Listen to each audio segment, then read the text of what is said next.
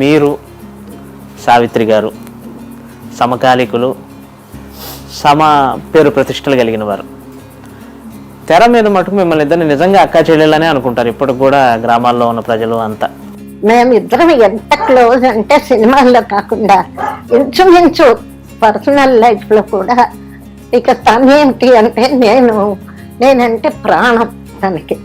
నా పెళ్ళి ఫిక్స్ అయ్యాక పెళ్లి కూతురు జడ వేయడం దగ్గర నుంచి అన్నీ తనే చేసింది. పెరిగిన ఊరు తెనాలి కదా, మీరు రాజమండ్రిని ఎందుకు సెలెక్ట్ చేసుకున్నారు ఎన్నికల క్షేత్రంగా? ఎందుకు అంటే నా కాంగ్రెస్ పార్టీకి నిజంగా గొడ్డు చాకిరీ అంటారే అట్లా చేశా.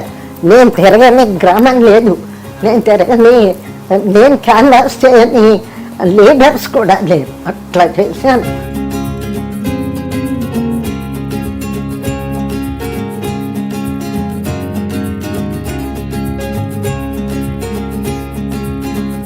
మీకు సంబంధించిన ఒక 12 గ్రౌండ్ల స్థలం చాలా మంది ఒత్తిడి చేసిన, లేదు నేను గీతాంజలికే ఇస్తాను, ఏదో నాకు ప్రయర్ కమిట్మెంట్ ఉంది అన్నట్టుగా మాట మీద నిలబడి మీరు ఇచ్చారని చెప్తారు.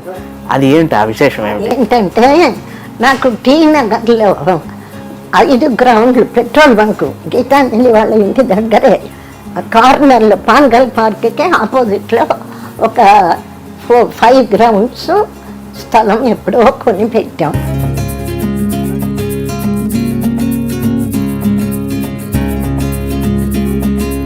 ఇప్పుడు ఈ హీరోలు ఇప్పుడు పరిచయం అంటే జూనియర్ ఎన్టీఆర్, పవన్ కళ్యాణ్ ఇటువంటి వాళ్ళు వస్తుంటారా ఫంక్షన్లో కలిసినప్పుడు? ఎలా మీ సారీ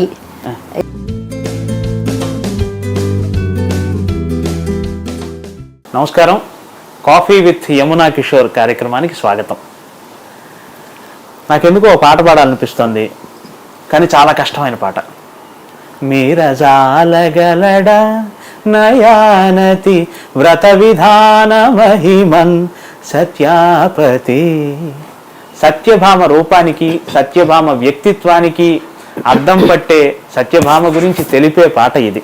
అసలు సత్యభామ అంటేనే స్త్రీ సాధికారికతకు ఆవిడ చిహ్నం. సత్యభామ అంటేనే ఒక గొప్ప ఫెమినిస్ట్, ఆధునిక భాషలో చెప్పాలంటే అంటాను. మనం ఎవరం సత్యభామను చూసే అవకాశం లేదు, ఎందుకంటే అదొక హృద్యమైన పౌరాణిక పాత్ర. కానీ మనమంతా చూడటం కోసం భగవంతుడు మనకి సత్యభామను చూసే అవకాశం కల్పించాడు. ఆ సత్యభామ అనబడే జమున గారిని ఈరోజు నేను కలుస్తున్నాను. నమస్కారం జమున గారు. నమస్కారం, బాగా చెప్పారు. ఇంతకంటే మీ గురించి చెప్పడానికి నాకేమనిపించిందంటే, మీరు నిజంగానే స్త్రీ సాధికారికతకి, అందానికి చాలా విషయాల్లో ఒక దాదాపు ఓ తరం మొత్తాన్ని మీరు ఇన్ఫ్లుయెన్స్ చేశారు.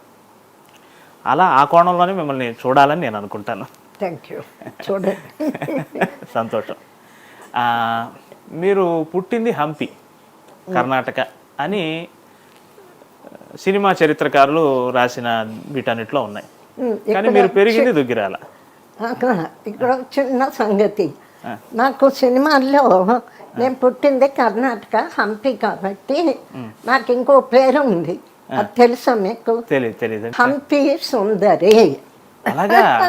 బ్రహ్మాండం బ్రహ్మాండం. ఆంధ్ర నర్గీసు, హంపి సుందరి అంటే జమున అని పేరు. బ్రహ్మాండం బ్రహ్మాండం.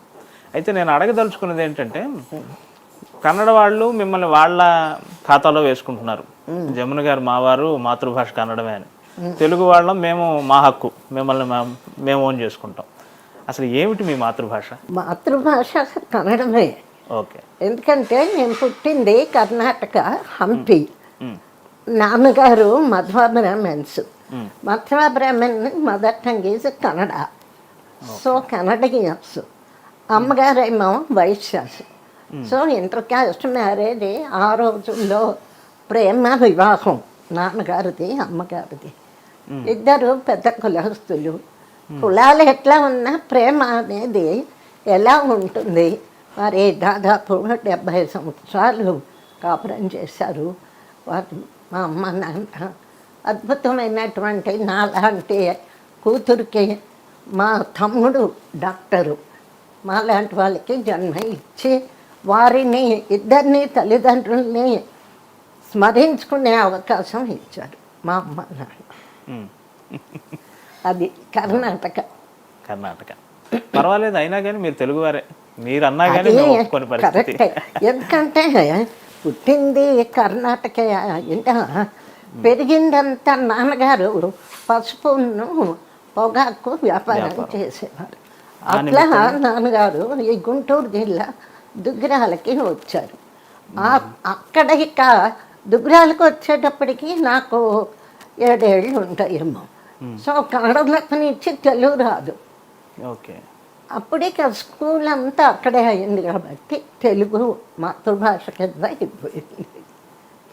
మీ సినిమా కెరీర్ మొదటి నుంచే మీకు వచ్చిన పాత్రలు పెంకిపిల్ల, గడుసు, మొండి, స్త్రీ శక్తికి ప్రతిరూపంగా మిమ్మల్ని అలా చిత్రీకరించుకుంటూ వచ్చారు.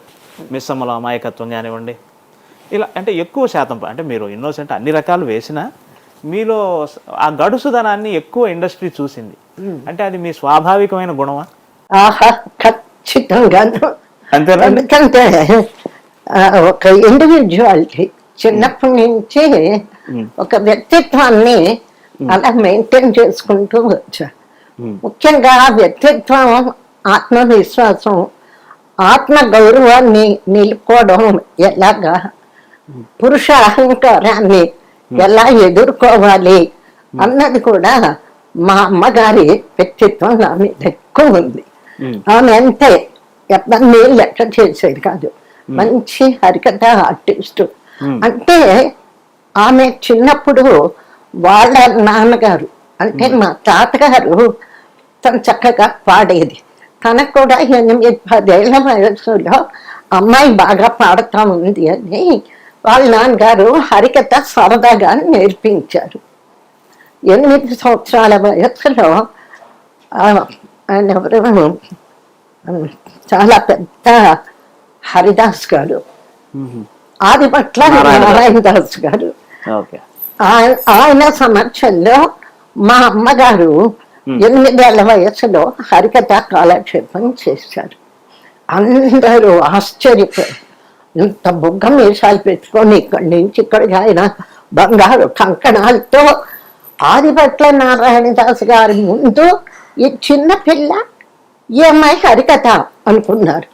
అంత ధైర్యంగా ఆయన ముందు హరికథ చెప్పి ఆయన వేదిక మేరకు వచ్చి భుజం తట్టి ముద్దు చేసి ఆశీర్వదించాలి. అంటే మా అమ్మగారికి ఉన్న గుండె ధైర్యం, ఆత్మవిశ్వాసం, అది ధైర్య సాహసాలు అమ్మకి ఎక్కువ. అదే పెంపుడుతో వచ్చాను కాబట్టి నాకు కూడా 95% వచ్చేసింది. 100 అని కూడా చెప్పచ్చు.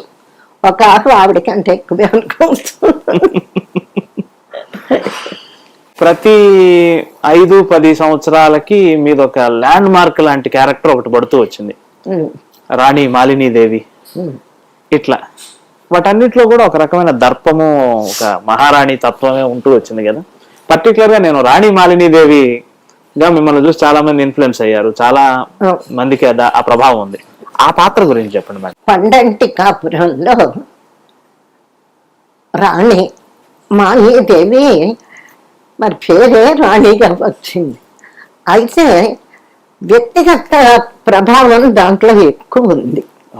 ఎందుకంటే సామాన్యంగా అన్ని రకాల వేషాలు అమాయకత్వంగా ఉండేది, చిలిప్గా ఉండేది, మరి దుఃఖరసమైన పాత్రలు, కలెక్టర్ జానకి ఇలాంటి డిగ్నిఫైడ్ కాన్ఫ్లిక్ట్ క్యారెక్టర్లు, పండంటి కాపురం లాంటి ఒక హుందాతనం ఉండేటువంటి క్యారెక్టర్లు అన్ని. నా అదృష్టం ఏంటి అంటే అన్ని రకాల పాత్రలు వచ్చాయి, అన్నీ వేశా.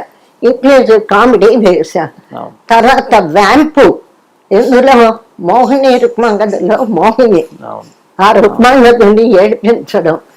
అట్లాగే మరి ఈ పండంటి కాపురంలో దాంట్లో ముఖ్యంగా ఆ వ్యక్తిగతమైనటువంటి ఆ హుందాతనం, ఆ డిగ్నిటీ ఆ ఫేస్లోనూ ఉంది. అలాగే ఆ పాత్ర సృష్టించిన ప్రభాకర్ రెడ్డి గారు, అంటే ప్రత్యేకంగా ఆయన సృష్టించింది కాదు ఈ character. English picture the visit అని ఇంగ్రిడ్ బెర్గ్మన్ యాక్ట్ చేసింది, అది అట్లాగే ఇందులో పెట్టారు. కాకపోతే అది పర్ఫార్మెన్స్ వైజ్గా ఒక ఛాలెంజింగ్ క్యారెక్టర్ నా లైఫ్లో. కలెక్టర్ జానకి ఈ క్యారెక్టర్. మీరు సావిత్రి గారు సమకాలికులు, పేరు ప్రతిష్టలు కలిగిన వారు. తెర మీద మటుకు మిమ్మల్ని ఇద్దరిని నిజంగా అక్కా చెల్లెళ్ళనే అనుకుంటారు ఇప్పటికి కూడా గ్రామాల్లో ఉన్న ప్రజలు అంతా. మీ అనుబంధంలో మేము విన్నది ఏంటంటే దాదాపు ఒక 5 సంవత్సరాల పాటు మీ ఇద్దరికి మాటలు లేవు అని. అప్పు చేసి పప్పుకూడు లాంటి సినిమా లేదా మరికొన్ని సినిమాల్లో మీరు ఆఫ్ ద రికార్డ్ ఏమీ మాట్లాడుకోకుండా కెమెరా ఆన్ అయినాక మటుకు ఆ అనుబంధాన్ని అలా వ్యక్తం చేశారు. మళ్ళీ షార్ట్ అయిపోగానే మళ్ళీ మీరు ఎవరి దారిన వాళ్ళు అలా వెళ్ళిపోయారట. నిజమేనా ఇది? అది చాలా తమాషా, నాకు గుర్తులేదు మా ఇద్దరు. ఎందుకంటే సావిత్రి నేను చాలా క్లోజ్. సావిత్రి చిన్నప్పుడు దుగ్గిరాల్లో రథశాల దగ్గర డాన్స్ చేసింది శ్రీరామ నవమికి. అప్పుడు తర్వాత సినిమాల్లోకి వచ్చిన తర్వాత ఇద్దరం చాలా పిక్చర్స్లో అక్క చెల్లెలు. కొంతవరకు నిజమే, కానీ ఎందుకు ఇద్దరం దూరం అయ్యాము, ఎందుకు మాట్లాడలేదు అన్నది నాకు గుర్తులేదు.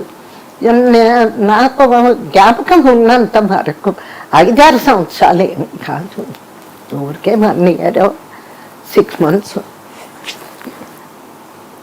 నాకు గుర్తున్నంత వరకు ఎవరో నేనేదో సావిత్రిని విమర్శించినట్టుగా ఎవరో చెప్పారు. అందుకని తనే మాట్లాడటం మానేసింది. నేను ఒకసారి మాట్లాడిస్తే కూడా తను మాట్లాడలే. అప్పటి నుంచి ఇక సరేలే ఎవరేం చెప్పారు. అప్పటికి ఇంకా నాకు చిన్నదాన్నే కదా, వెళ్ళి అక్క ఏమైంది, ఎట్లా జరిగింది, ఇలాంటివి ఏమీ అడగలేదు. అంత చనువు కూడా అప్పుడు లేదు. పిలిచేవాళ్ళ మీరు? చిన్న మా ఇద్దరిది అంటే ఒక 6 months 8 months ఎవరి పని వాళ్ళు చూసుకునేవాళ్ళు. పెద్ద పోట్లాట్లు కానీ ఒకళ్ళనొకళ్ళు విమర్శించుకోవడం కానీ పేపర్లకు ఎక్కడం అలాంటిది ఏం లేదు.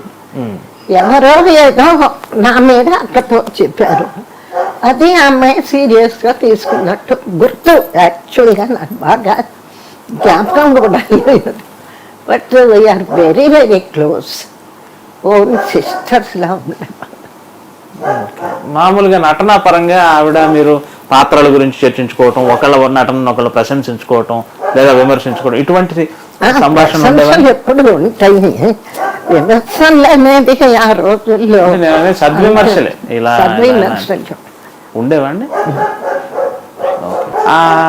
అంటే ఎట్లా సావిత్రి గారి ప్రస్తావన వచ్చింది కాబట్టి అంటున్నాను.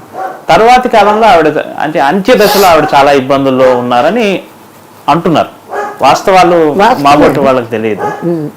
ఆ కాలంలో మీరు ఆవిడని చూడటమో లేకపోతే ఆవిడ జరిగిందా అండి? చాలా గొప్ప సంఘటన. ఎందుకంటే మేమిద్దరం ఎంత క్లోజ్ అంటే సినిమాల్లో కాకుండా విడిగా కూడా చాలా క్లోజ్. ఆ రోజుల్లో దాని ఇంచుమించు పతనావస్థలో ఎప్పుడు ఇదంతా తాగడం చేయడం ఇటువంటివి చేసే రోజుల్లో కూడా నేను కోపడేదాన్ని, బాగా కోపడేదాన్ని. ఆ అమ్మాయి సైకాలజీ ఏంటంటే జమినీ గణేశన్ని నేను పెళ్లి చేసుకున్నాను, అతను అక్కడికి పోతాడు ఇక్కడికి పోతాడు అని ఒక బాధ. అప్పుడు నేను బాగా కోపడ్డా, నీకు తెలిసి నువ్వు చేసుకున్నావు, అతని క్యారెక్టర్ ఏంటి ఎట్లాంటి వాడు అని తెలిసి ప్రేమ ప్రేమ అనుకుంటూ చేసుకున్నాం. 2 బిడ్డలు, చక్కటి బిడ్డలు. ఆ బిడ్డల్ని చూసుకొని అంత గతం మర్చిపోను, పిల్లల్ని చక్కగా తయారు చేసుకో, నీకేం తక్కువ అయింది, ఇప్పటికే ఆస్తిపాతులు పోగాకుండా కొడైకెనాల్ పెద్ద ఇల్లు ఉండేది. ఈయన అమ్మేసి ఫిక్స్డ్ డిపాజిట్ వేయి ఉండడానికి ఒక ఇల్లు కొనుక్కో, ఇంత చనువుగా అడ్వైస్ ఇచ్చేదాన్ని. అట్లాంటి ఇంచుమించు పర్సనల్ లైఫ్ లో కూడా ఇక తనేంటి అంటే నేనంటే ప్రాణం తనకి. నా పెళ్లి ఫిక్స్ అయ్యాక పెళ్లి కూతురు జడ వేయడం దగ్గర నుంచి అన్ని తనే చేసింది నాకు. అట్లాగే వంశీ పుట్టినప్పుడు తనే వచ్చి ఉయ్యాల తోటలో పెట్టి మేము సత్యనారాయణ వ్రతం చేస్తుంటే మా వారి నా ఇద్దరి మధ్య కూర్చొని చాలా క్లోజ్ చెప్పేదాన్ని. కానీ నేను ఇక్కడికి వచ్చేసిన తర్వాత చాలా మందికి ఒక విషయం తెలియదు. మీరు మంచి క్వశ్చన్ వేశారు. ఎందుకంటే అంత క్లోజ్గా ఉన్న సావిత్రికి జమున ఏం చేసింది? ఆవిడ కోమాలకు వెళ్ళిపోయాక అప్పుడు నేను చెన్నై వెళ్ళా. నాతో కూడా ఫంక్షన్కి వెళ్ళాం. అప్పుడు కల్చరల్ అఫైర్స్ మినిస్టర్ భాటం శ్రీరామూర్తి గారు, నేను కమలాదేవి ఫంక్షన్ దేనికి వెళ్ళాం. చెన్నపూడి ఆంధ్ర మహాసభ దానికి వెళ్ళినప్పుడు అప్పటికే తన కోమాలో ఉంది. ఇద్దరం వెళ్ళి ఫంక్షన్ నెక్స్ట్ డే భాటం గారు నేను ఇద్దరం వెళ్ళాం. అప్పటికి ఒక చిన్న ఇల్లు అన్నానగర్లో ఎక్కడో ఉండేది. వెళ్ళి చూసాం. చాలా ఏడుపు వచ్చేసింది. అంత భారీ శరీరం చెప్తే నమ్మరు. సరిగ్గా ఒక జానలో మూరెడు పొడిగైపోయింది. స్క్వీజ్ అయిపోయి ఇలా ముడుకొని పడుతుంది. వెళ్ళి ముట్టుకొని అక్క అక్క నేనక్క నీ చెల్లిని జమున నీ ముఖం చెప్తే ఇలా చూస్తుందంతే. ఏ స్మర్శ జ్ఞానం లేదు. అదొక టైప్ కోమ. ఆఖరికి అక్కడ ఏం చేశాను, అప్పుడు నేను సంగీత నాటక అకాడమీ ప్రెసిడెంట్ని. అప్పుడు అంగయ్య గారికి అక్కడి నుంచే భాటం గారి చేత ఫోన్ చేయించి భాటం గారికి చెప్పి, సార్ అంత గొప్ప మహానటి చూడండి ఎట్లా ఉందో, మా అక్కని అమెరికా పంపించి గవర్నమెంట్ తరఫు నుంచి మీరు పంపించాలి అంటే అప్పటికప్పుడు అంగయ్య గారితో కలిపారు. ఫోన్లో మాట్లాడా, సార్ మా అక్క పరిస్థితి ఇది, కనీసం గవర్నమెంట్ పూనుకొని ఖర్చులు పెట్టుకుని ఒక డాక్టర్ని ఇచ్చి అమెరికా పంపించి మా అక్కని కాపాడండి అని చెప్పంటే తప్పకుండా చేద్దామన్నారు అంజయ్ గారు. ఆ నెక్స్ట్ డే మళ్ళీ వెళ్ళాం. వెళ్తే ఆమె పర్సనల్ డాక్టర్ ఈజ్ అటెండింగ్ అన్నారు. వాళ్ళు చెప్పారు కదిపించకండి, కదిపితే మాత్రం చనిపోతారు ఆవిడ, వద్దని చెప్పేసి. అట్లా ఆ మ్యాటర్ డ్రాప్ అయిపోయింది మనసు. వింటేనే చాలా బాధగా. అటువంటి జీవితం. పైగా ఆవిడ ప్రాస్పరస్ గా ఉన్న కాలం అంతా చూసిన మీరు అటువంటి దృశ్యం చూడాలంటే చాలా ఏడ్చేసా. మరే ఏడుపు వచ్చింది. ఏంటో మరి కొందరి జీవితాలు. ఇంకొకటి, చరిత్రలో లిఖించబడిన ఒక గొప్ప అధ్యాయం ఏంటంటే, రామారావు గారు అంటే నిజాలు తెలియదండి, నేను విన్న వార్తల ద్వారానే అడుగుతున్నాను. రామారావు గారు, నాగేశ్వరరావు గారు దాదాపు మిమ్మల్ని బాయ్కాట్ చేసిన 4 ఏళ్ల పాటు మీరు హీరోయిన్ ఓరియంటెడ్ చిత్రాలతోనే నిలబడి ఉన్నారు అంటారు. అసలు ఏమిటి మిమ్మల్ని బాయ్కాట్ చేయడానికి కారణం ఏమిటి? కారణాలు రామారావు గారి వైపు నుంచి స్టేట్మెంట్ ఏమీ లేదు. నాగేశ్వరరావు గారు మాత్రం పథకంలోకి ఎక్కి ట్రబుల్సమ్ ఆర్టిస్టు, కాళ్ళ మీద కాలేసి కూర్చుంటుంది, టైంకి రాదు అని ఏవేవో ఎలిగేషన్స్ పెట్టారు. పెట్టి ఈయనొక్కడు బాయ్కాట్ చేస్తే లెక్క చేయదు ఎవరిని, కాబట్టి ఆయన కూడా కలుపుకుందాం. ఈ విషయంలో రామారావు గారు ఇన్నోసెంట్. ఈయన మాత్రం కొంచెం నాటకాలు అది చేసి, ఇప్పుడు ఇండైరెక్ట్ గా చెప్పాలి అంటే సినిమాల్లో హీరోయిన్ విలన్కి లొంగపోతే ఏం చేస్తాడు? బలవంతం చేస్తాడు. అట్లాగే మరి కొంతమంది నా ఆత్మ గౌరవాన్ని పోగొట్టుకోలేక కొందరిని ఎదిరించాల్సి వచ్చింది. సో ఆ ఎదిరింపులు కొందరు భరించలేరు, ఇద్దరిలో ఒకళ్ళు భరించాలి. అది మనసులో పెట్టుకోండి. He wants to take vengeance. ఏటికి ఎదురీదారు అట్లయితే? అప్పుడు అది సినిమా ఆర్టిస్టులో ఏ హీరోయిన్ కూడా ఇంత ఎటువంటి సంఘటన ఫేస్ చేసి ఉండదు. ఒకవేళ చేసినా రాజీకి వెళ్ళిపోయి ఉంటారు. నేను మాత్రం రాజీకి వెళ్ళలేదు, అది కాళ్ళు పట్టుకోలేదు. అడిగారా అలా కాళ్ళు పట్టుకోవాలని? అట్లా ఏమన్నా క్షమాపణ అడిగారు. ఓకే. గుండమ్మ కథ టైంలో అప్పటికే మీరు అన్నట్లు 3 years నుంచి బాయ్కాట్. వాళ్ళు బాయ్కాట్ అంటే నేను బాయ్కాట్. ఓకే, మీ పిక్చర్లు మీవి, నా పిక్చర్లు నావి. నేను సంవత్సరానికి 6 చేస్తా, నా 6 నాకు ఉన్నాయి. సో అందులో అప్పుడే నేను హరనాథ్, రమణమూర్తి, కృష్ణ వీళ్ళందరితో యాక్ట్ చేశా. All are heroine oriented films. మీరన్నా అన్నీ హిట్ అయ్యాయి. అన్నీ హిట్ అయింది. అక్కడ ఏమైంది, ఇద్దరు హీరోలు లేకపోయినా కూడా జమున పిక్చర్లో హిట్ అయినాయి అని డిస్ట్రిబ్యూటర్ ఒక లెవెల్లో జముననే మాకు హీరోయిన్ ఆవిడంటే డిస్ట్రిబ్యూషన్. ఆ లెవెల్లోకి వెళ్ళిపోయాను ఆ 3 ఏళ్ళు. అప్పుడు గుండమ్మ కథకి రాజీ చేయాలని చక్రపాణి గారు, కేవీ రెడ్డి గారు ట్రై చేశారు. కేవీ రెడ్డి గారు మొట్టమొదట పిలిచారు. నాన్నగారు నేను వెళ్ళి కూర్చొని, చక్రపాణి గారు ఏంటి శ్రీనివాసరావు ఏంటి పెద్దవాళ్ళతో ఎందుకు వచ్చిన గొడవలు, ఆ పిక్చర్లన్నీ పాడైపోతున్నాయి అంటే జమున వేయాల్సిన హీరోయిన్ పాత్ర ఇంకొకళ్ళు వేస్తే ఆ పిక్చర్ ఆడేది కాదు. అది 100 రోజులు ఆడాల్సిన పిక్చర్లు 50 రోజులు ఆడే. అట్లా కొంచెం ఇండస్ట్రీలో ల్యాక్ ఆఫ్ కాంబినేషన్ కొన్ని పిక్చర్లు దెబ్బతిన్నాయి. అది దృష్టిలో పెట్టుకొని కేవీ గారు, చక్రపాణి గారు రాజీ ప్రయత్నం చేశారు.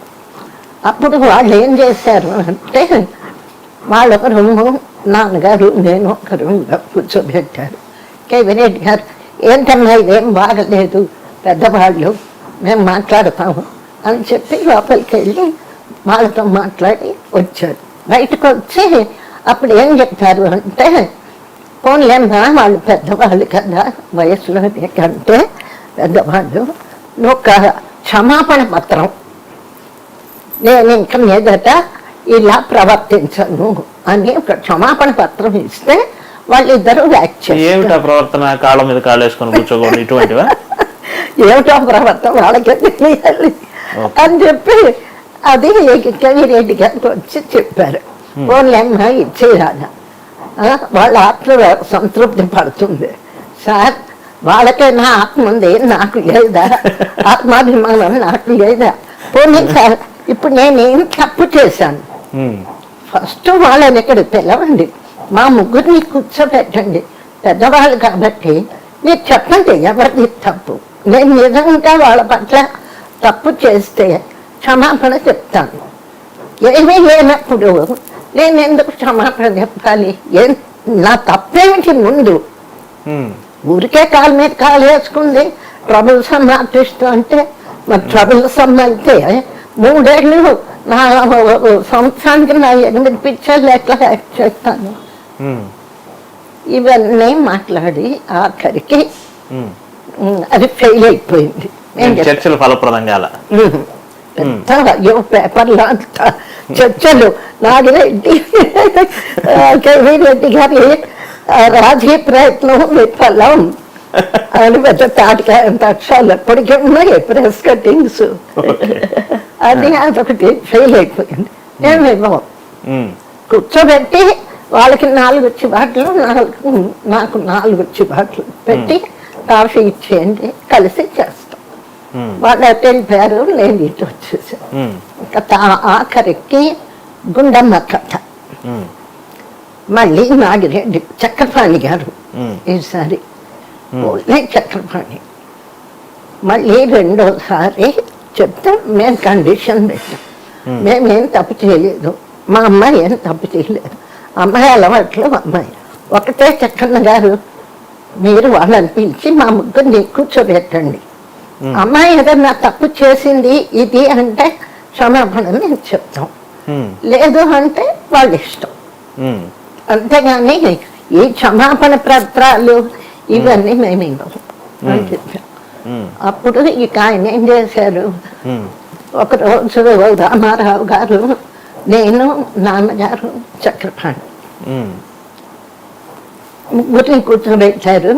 ఏంది ఇది, ఏం బాగా ఏంటిది సినిమాలో ఇట్లాంటి సంఘటన, ఈ రాబోయే తరానికి ఇలాంటి పెద్ద మార్గం చూపిస్తున్నారు, బాగలేదు రామారావు అని ఆయనకి.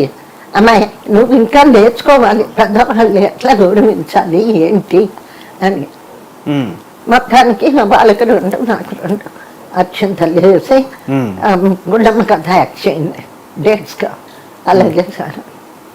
నెక్స్ట్ డే నాగేశ్వరరావు గారు, ఆయనతో ఇదే డైలాగు, చక్రపాణి రాజీ చేసిన చక్రపాణి గారు, ఆయనతో ఇదే మాట. అంటే ఆఖరికి నేను కొంచెం చనువుగా ఇదిగా మాట్లాడాను.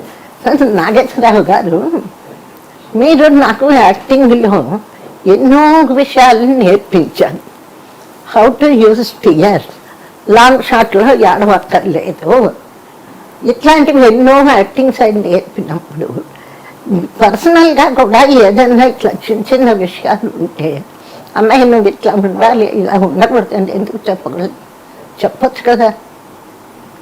అది ఆయన్ని చదువుగానే కొంచెం అంటే ఏదైనా అయిపోయిందిలే అన్నారు. మొత్తం కాఫీ తాగి గుండమ్మ కథ అందరు, అది ఆ గుండమ్మ కథ. అదే నాకు ఫస్ట్ డే ఆఫ్టర్ కాంప్రమైజ్ ఇదే పిక్చరు. ఆ పిక్చరు ఇద్దరు హీరోల మధ్య ఫోటో తీసు. అప్పుడు నా మైండ్ ఎట్లా ఉంది అన్నది నాకు గుర్తు రావడం. మామూలుగా క్యాజువల్గా మేము ఉన్నానా, లేకపోతే వీళ్ళిద్దరి మీద విజయం సాధించానా అని నాకు గుర్తులే. ఆ ఫీలింగ్ ఏమిటా అనేది.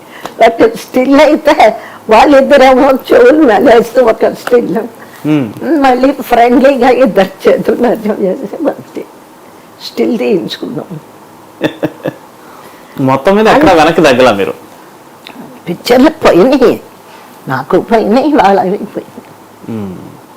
శ్రీకృష్ణ తులాభారం సినిమా గురించి చెప్తూ, సాక్షాత్తు రామారావు గారు, భగవత్ పురుషుడు అనుకుంటున్న రామారావు గారు మీ పాదాలు పట్టుకునే షాట్కి ఏమాత్రం వెనకాడకుండా ఏమీ పర్వాలేదు అని చాలా గొప్ప సాహసికమైన సన్నివేశంలాగే చెప్తారు కదా. ఆ రోజు జరిగిన సంఘటన, ఆ షాట్, ఆ సీన్ గురించి చెప్పండి మేడం. నాకేంటంటే మొదటి నుంచి నేను కృష్ణ భక్తుడాన్ని. అందులో రామారావు గారు పక్కన కృష్ణుడు, సత్యభామ, ఆ కృష్ణ అవతారమే కనిపిస్తుంది. సరే యాక్టింగ్లో అన్నీ చేసిన తర్వాత ఆ కాలు పట్టుకుంటేనే కిరీటం తంతాను కింద పడిపోతుంది. అప్పుడు వెంటనే అప్పుడు కొంచెం లోక జ్ఞానం కొద్దిగా ఎట్లా మాట్లాడాలి కొద్దిగా డెవలప్ అయిపోయాను కదా. సో వెంటనే సారీ చెప్పాను, ఏముంది యాక్టింగ్ పర్వాలేదు Jamuna garu, after all acting is very sportive. Rama Rao garu, Nageswara Rao గారు అంటే వృత్తిరీత్యా ఇద్దరు హీరోలు, పోటీ సహజంగానే ఉంటుంది.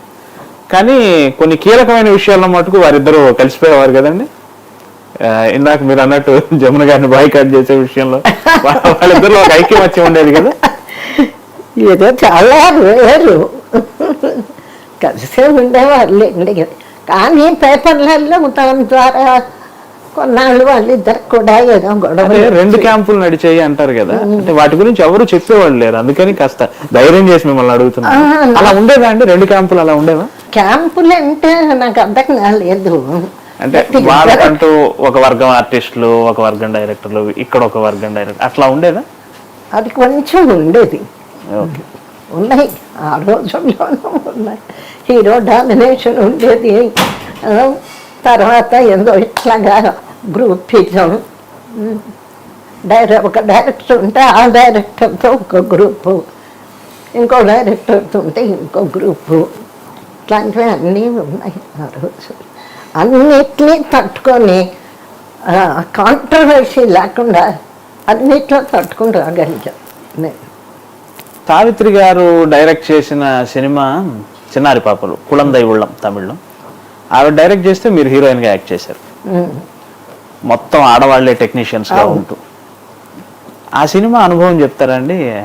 అదేంటంటే నేను భీమా సుధారాము గుమ్మడి మేము ముగ్గురం పదండి ముందుకు సినిమా తీసుకొని రష్యా వెళ్ళాం. ఆ రష్యన్ ట్రిప్లో స్టూడియోస్ విజిట్ చేసాం. అక్కడ ఒక రష్యన్ పిక్చరు మొత్తం ఈ చిన్నారి పాపలే కథ. ఒక తెలుగు పిక్చర్ చూసినంత ఫీలింగ్ వచ్చింది మాకు. ఆ కథ వచ్చి ఈ మధుసూదన్ రావు ఆయన మిస్సెస్ ఉంది కదా సరోజిని, ఆమెకి చెప్పారు. చెప్తే ఆవిడ చిన్నారి పాపలు అని కథ రాసేది. యాక్చువల్గా రష్యన్ స్టోరీ. అప్పుడు ఇక ఆవిడ ఐడియాని ఆడవాళ్ళందరం కలిసి చేద్దామని తలా ఒక 5,000 మేము ప్రొడ్యూసర్స్ అనమాట. సావిత్రి ఏదో ఆవిడ ఎక్కువ పెట్టినట్టు. అదే అక్కడ నుంచే సావిత్రి గారు ఆర్థికంగా మొదలైంది కదా. ఏమైందంటే ఆ డైరెక్షన్ మోజులో పడి మరి పిక్చర్ ఎండుకు వచ్చేటప్పటికి ఫైనాన్షియల్ ట్రబుల్ వచ్చింది. దాంతో ఆవిడ తను తాకట్లు పెట్టి, ఇల్లు తాకట్టు పెట్టి అట్లా అంతా చేసి ఆ డైరెక్షన్ పిచ్చి. తర్వాత వచ్చి మూగ మనసులు తమిళ్ తీసి ప్రాప్తం అందులో యాక్ట్ చేశారండి మీరు? I was carrying. పాపం అడిగింది, చెల్లి నువ్వే, చెల్లి అనే పిలుస్తుంది పాపం. చెల్లి నువ్వు చెయ్యాలి అంటే మరి డెలివరీ అయ్యాకైతే చేస్తాను, ఇప్పుడు కుదరదు. తర్వాత చంద్రకళను ఏమన్నా పెట్టి అక్కడ బాగా దెబ్బతిన్నాడు. 5 సంవత్సరాలు జరిగిందట కదా అక్కడ. ఏమైంది పాపం, శివాజీ గణేశన్ హీరో, చంద్రకళ నా క్యారెక్టరు, తన క్యారెక్టర్ తను.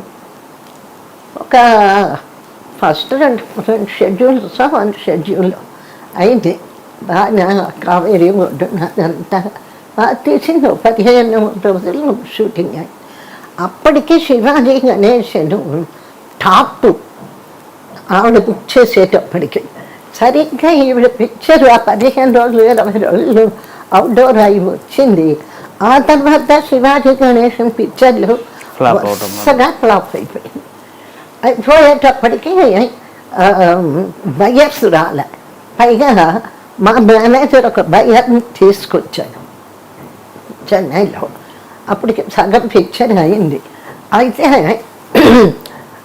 అప్పుడు మేము చెప్పాము, అక్క మంచి ఆఫరు, నీ మనీ బ్లాక్ చేసుకున్నాం, శుభ్రంగా బయర్ ఇస్తానంటున్నాడు, అమ్మేసేయి అంటే ఇచ్చేసేయి అంటే లేదు ఇంకా వస్తుంది.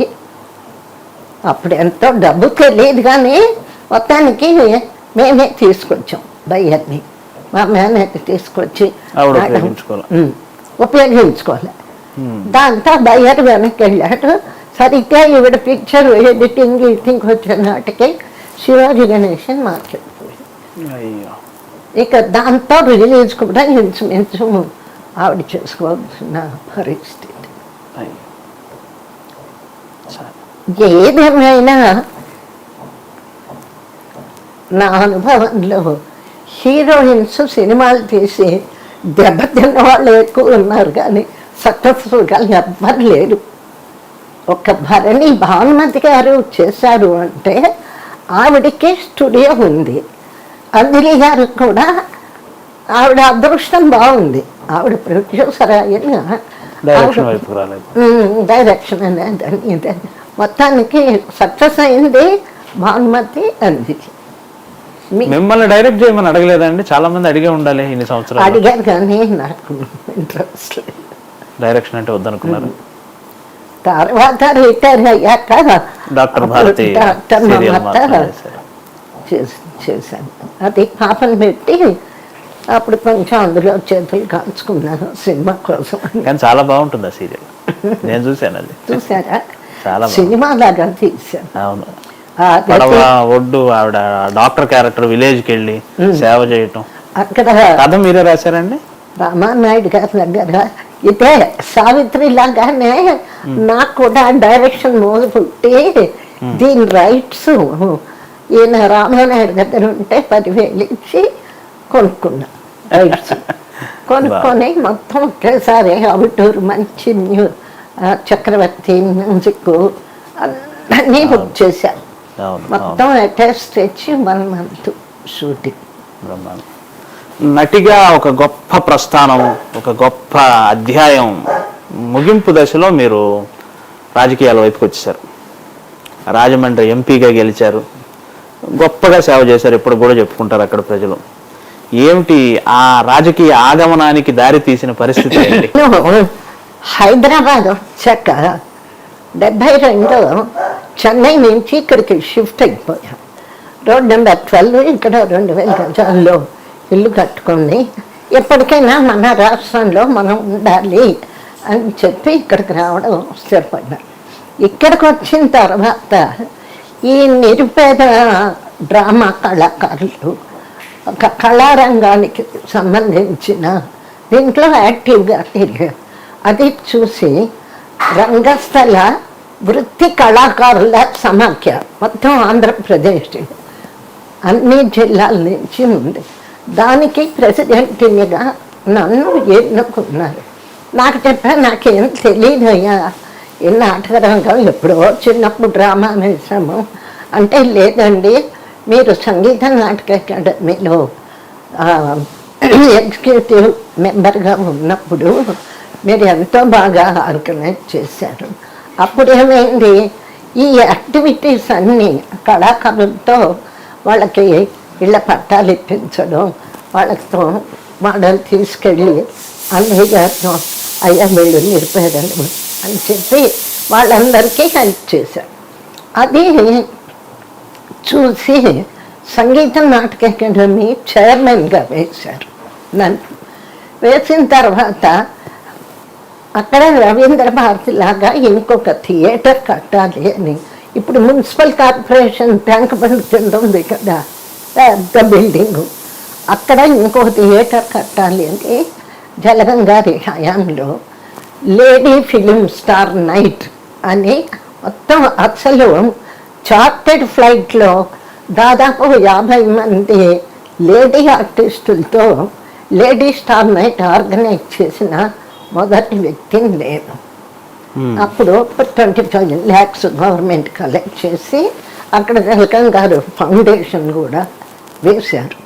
సో ఇట్లాగా అది వర్కౌట్ అవ్వలేదు. తర్వాత సంగీత నాటక అకాడమీలో 25 lakhs వేశారు. అప్పటికి నేను వచ్చేసాను నాటక అకాడమీ నుంచి, నేనే అనేసాను. అది వర్కౌట్ అవ్వాల. ఈ యాక్టివిటీస్ 72 నుంచి ఈ కళాకారులకి నేను చేస్తున్నటువంటి సేవ ప్రతి సంవత్సరం మొత్తం రాష్ట్రం అంతా తిరిగి 10,000 మంది నిరుపేద కళాకారులతో ఒక సమాఖ్య ఉంది నాకు, రంగస్థల వృత్తి కళాకారుల సమాఖ్య. ఇది చెప్పాలి, ఎందుకంటే నేను చేసిన social work, being a film star నభూతో నా భవిష్యత్తు. నేను తిరగని గ్రామం లేదు, నేను టచ్ చేయని కళాకారులు లేరు. అన్ని వివిధ కళాకారులతో 10,000 మంది సభ్యులు, ఎవ్వరూ తిరగలేదు, ఏ స్టారు చేయలేదు. వాళ్ళకి ఇళ్ళ పట్టాలు, వాళ్ళకి ఇల్లు కట్టించాను, పెన్షన్స్ ఇప్పించాను. ఇప్పుడు కూడా ఉంది కాకినాడ దగ్గర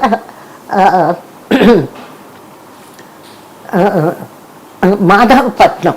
మాధవపట్నం. మాధవపట్నంలో 200 మంది తోలుబొమ్మల ఆర్టిస్టులకి ఒకే చోట ఇళ్ల పట్టాలు ఇప్పించింది ఒక జమునే. ఇట్లా అందరికీ ఒక తోలుబొమ్మలనే కాదు, పిచ్చుగుంటలు, బుర్రకథ వాళ్ళు, పిట్టకథ వాళ్ళు అందరికీ. ఇక్కడ కూడా తెలంగాణలో సూర్యాపేటలో భాగవతుల గూడెం, భాగవత కళాకారులకి ఇళ్ల పట్టాలు ఇప్పించాం. జమునా భాగవతుల గూడెం దాని పేరు. ఇట్లాగా రాష్ట్రం అంతా తిరిగి అనేక సేవ కార్యక్రమాలు చేస్తున్న సందర్భంలో ప్రతి సంవత్సరం సెమినార్స్ పెట్టినప్పుడు అంజయ్య గారు మా సెమినార్కి 2 సార్లు వచ్చాను. ఆయనకి నా సేవ నచ్చింది.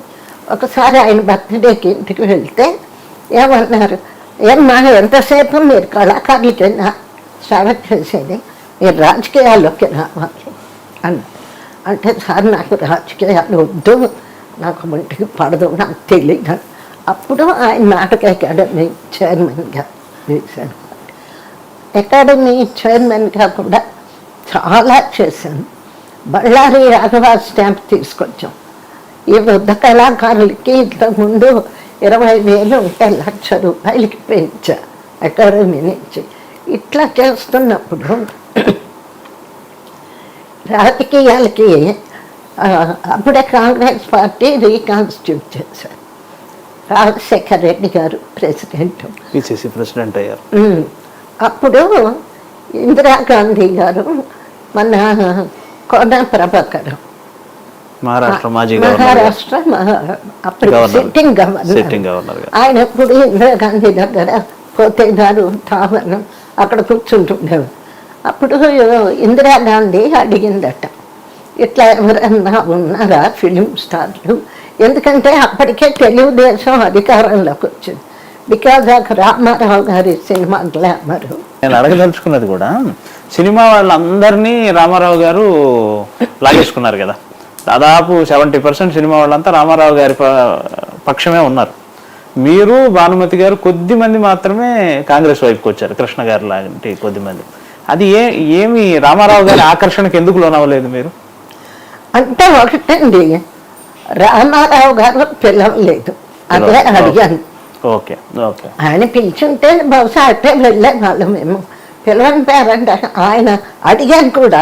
నేను డైరెక్ట్గా రామారావు గారు ముఖ్యమంత్రి అయ్యాక తెల్లవారున బొకే తీసుకెళ్ళి కంగ్రాచులేషన్స్ చెప్పి, ఏంటి సార్ మీరు పార్టీ పెట్టినప్పుడు మమ్మల్ని అందరినీ పిలవలేదు అంటే, జమున గారు మీకు తెలీదు, అందుకే మన వాళ్ళు ఎవరిని తీసుకోలే, అది మీకు కొన్ని ఇబ్బందులు కలుగుతాయి దీనివల్ల అంటే. అప్పుడు ఇందిరాగాంధీ ఆవిడ ప్రధాని కదా, మాకు ఇబ్బంది కలిగించవచ్చు అన్న ఉద్దేశంతో ఆయన అన్నారు. ఒక సినిమా వచ్చింది మండలాధీశుడు అని, రాజకీయ చిత్రం. అందులో భాస్కరమ్మ గారి క్యారెక్టర్, నాదెళ్ల భాస్కరరావు గారిని పోలి ఉండే క్యారెక్టర్ భానుమతి గారు, మీరు ఒక లాయర్, కృష్ణ గారి హీరో. అది దాదాపుగా రామారావు గారిని దునుమాడినంత పనిచేసింది కదా. అదేంటి ఆ సినిమా ఎలా అంటే, రామారావు గారి ప్రభంజనాన్ని ఆపటం కోసమే మీరంతా ఏకమై తీశారా? మామూలు సాధారణమైన సినిమా మామూలు పాత్ర అంతే, ఏదో గెస్ట్ అపీరియన్స్ అని అడిగితే చేయడమే.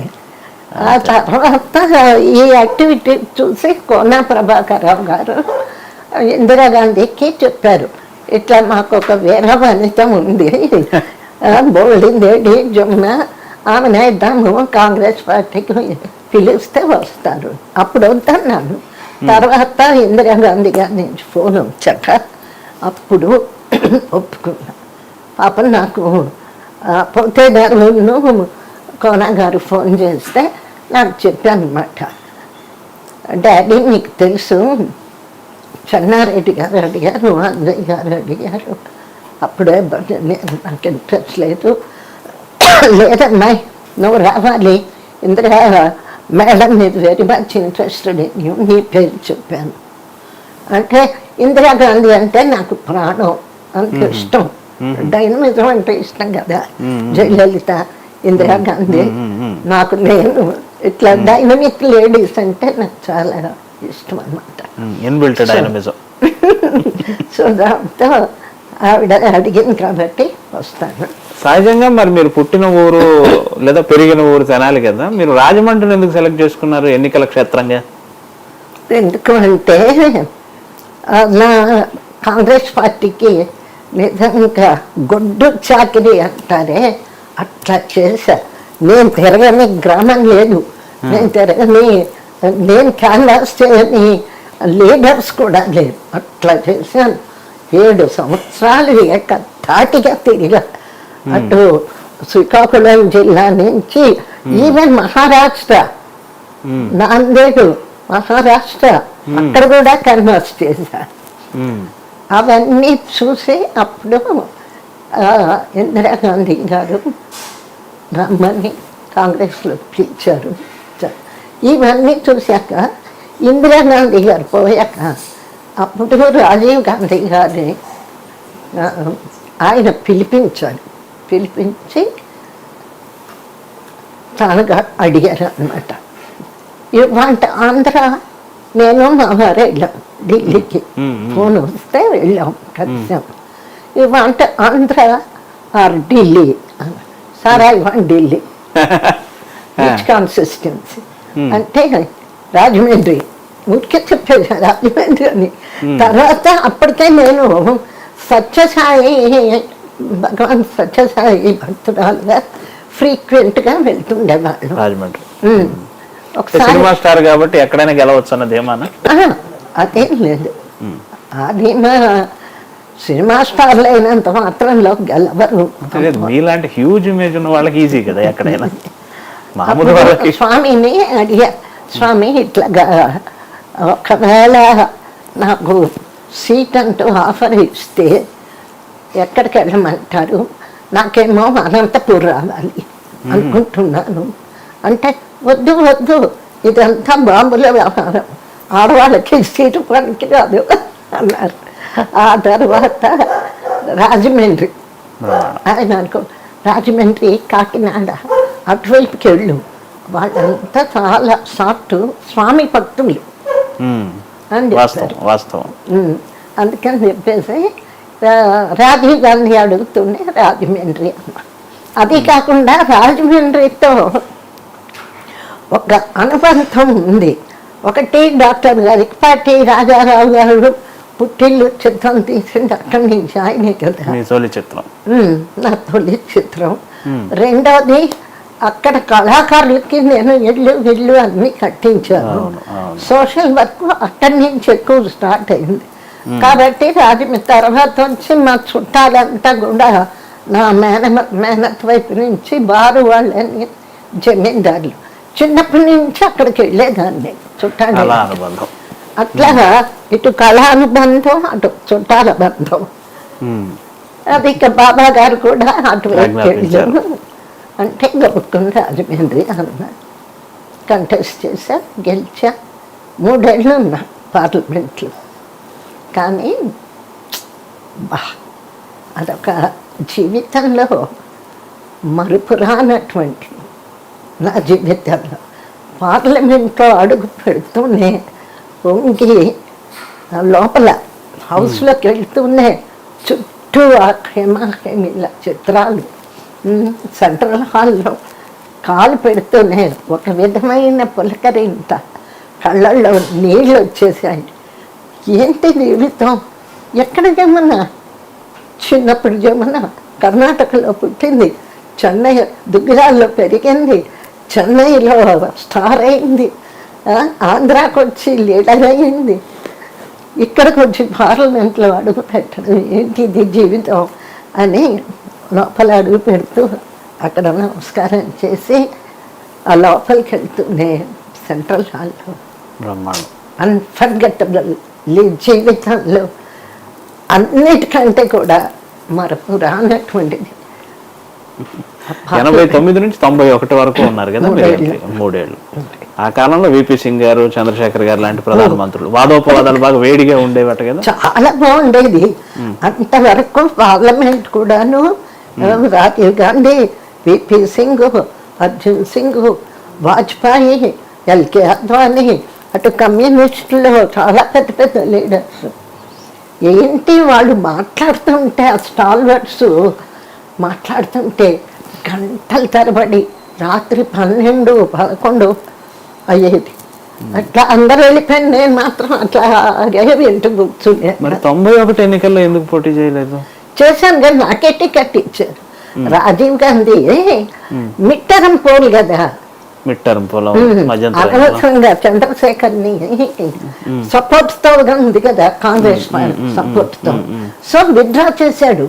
అవును, ఇంకొక సంవత్సరం ఆగమన్నాం, వద్దు ఈ కనకాపురం గవర్నమెంట్ ఉండదు, పోతుంది, అది దానంతటా అది కొలాప్స్ అవుతుంది, మీరు సపోర్ట్ విత్డ్రా చేయాలి. అప్పుడు కాంగ్రెస్ మేము అపోజిషన్ పార్లమెంటరీ పార్టీ మీటింగ్ లో చెప్పారు, చెప్పాను కూడా వద్దని.